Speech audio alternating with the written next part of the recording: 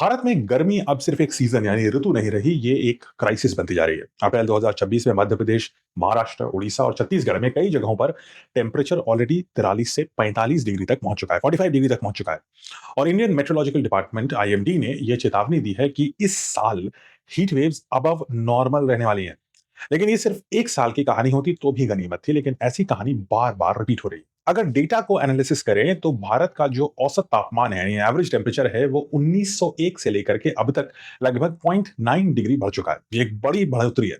और 2024 इतिहास का सबसे गर्म साल था भारत में। और ये एक्सेप्शन नहीं था, ये एक नया नॉर्मल ट्रेंड बनता जा रहा है। अब प्रॉब्लम और डेंजरस क्यों हो रही है ये भी जानते हैं, क्योंकि अब रातें भी ठंडी नहीं रहती। पिछले 10 सालों में भारत के लगभग 70% डिस्ट्रिक्ट्स में वेरी वार्म नाइट्स की घटनाएं देखी गई, यानी बॉडी को रिकवर करने का टाइम ही नहीं मिलता रात में। और यहीं से शुरू होती हैं हीट स्ट्रोक, हेल्थ इश्यूज और एकदम एक्सट्रीम केसेस में डेथ्स भी हो रही हैं। 2024 में भारत में लगभग 44,000 cases of reported heat strokes आए, कई लोग अनरिपोर्टेड भी होंगे, और लगभग 700 से अधिक डेथ्स हुई। और 57% districts high to very high heat risk में थे, यानी लगभग दो तिहाई Bharat high to very high heat risk में था। और अब एंट्री होती है एयर कंडीशनर्स की। भारत में एसी बूम फिर से शुरू हो चुका है। 2024 में 14 मिलियन एसी यूनिट्स बिके, यानी लगभग 1.5 करोड़, यानी 40% ग्रोथ रेट था। और इन एयर कंडीशनर्स की वजह से इलेक्ट्रिसिटी डिमांड पर भी असर पड़ा है। पीक डिमांड्स 250 गीगावाट तक पहुंच चुकी है, और एक्सपर्ट्स का कहना है कि इस साल 270 गीगावाट तक ये पीक डिमांड जा सकती है। अब प्रॉब्लम समझिए, एसी हमें हीट से बचाता है, लेकिन उसी हीट को वो बढ़ाता भी है। कैसे? पहला, इलेक्ट्रिसिटी। भारत का पावर ग्रिड अभी भी लार्जली कोल पर डिपेंड करता है, कोयले से बनती है बिजली। यानी हर एसी इनडायरेक्टली सीओ2 बढ़ा रहा है, और ये सीओ2 गर्मी पैदा कर रही है पूरे वायुमंडल में।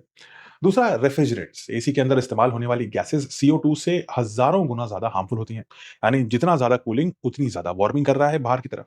और एक विशेष साइकिल बनता जा रहा है। अब सबसे बड़ा सवाल यह है कि इसका सोल्यूशन क्या है। एसी अलोन सोल्यूशंस नहीं हो सकते। जरूरत है बेटर अर्बन प्लानिंग की, कूल रूफ्स की, एनर्जी एफिशिएंट सिस्टम्स की, क्लीन एनर्जी की, और अफोर्डेबल एफिशिएंट कूलिंग सॉल्यूशंस की। क्योंकि सबसे वल्नरेबल लोग जो हैं इस देश में, वो एयर कंडीशनर और एयर कंडीशनर को चलाने वाली बिजली को अफोर्ड नहीं कर सकते। और यही वो लोग हैं जो ज्यादातर सड़क पर काम करते हैं, धूप में काम करते हैं, और सबसे ज्यादा हीट झेलते हैं। इंडिया की हीट प्रॉब्लम वेदर इशू नहीं बची है, ये क्लाइमेट क्राइसिस बन चुकी है। और अगर अभी हमने इसे एड्रेस करना शुरू नहीं किया तो फ्यूचर में कूल रहना लग्जरी नहीं, एक सर्वाइवल इशू बन जाएगा। और इसका मतलब यह होगा कि भविष्य में भारत में गर्मी इतनी ज्यादा बढ़ जाएगी कि उसे फिर एक मेजर हेल्थ क्राइसिस के रूप में हम उभरता हुआ देख सकते हैं। इस चीज को अगर रोकना है, बचाना है, तो उसके प्रति कदम हमें अभी से लेने शुरू करने हैं। कमेंट्स में बताइए, आप जहां भी रहते हैं कितना टेम्परेचर चल रहा है आपके यहाँ? क्या आपको बहुत ज्यादा हीट वेव महसूस हो रही है, या पिछले साल की तुलना में आपको ये लग रहा है कि जहां भी आप रहते हैं वहां पर हीट कहीं ज्यादा है?